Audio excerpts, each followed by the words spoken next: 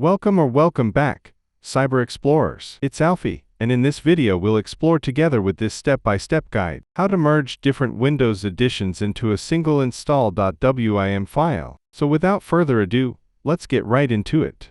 To merge different Windows editions into a single install.wim file, you can use the Deployment Imaging Service and Management tool, DISM. Here's a step-by-step guide on how to do it. Prepare the environment.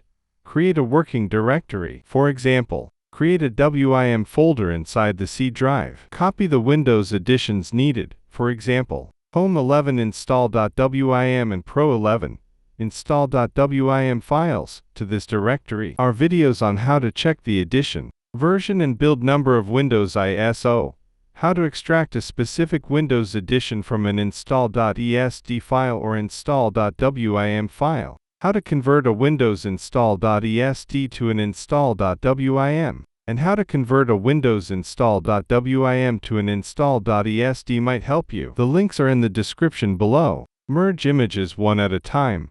Open Command Prompt as an administrator. Export the first image, Home 11 install.wim, to a new install.wim file by running the following command.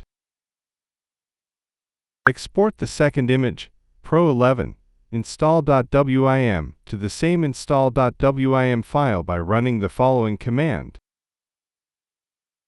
Replace the values based on your needs.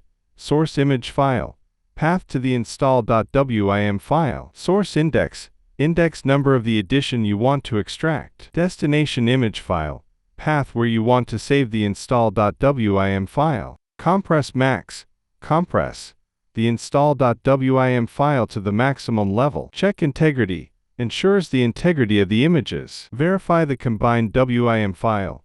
Check the contents of the new combined install.wim file to ensure both editions are included by running the following command.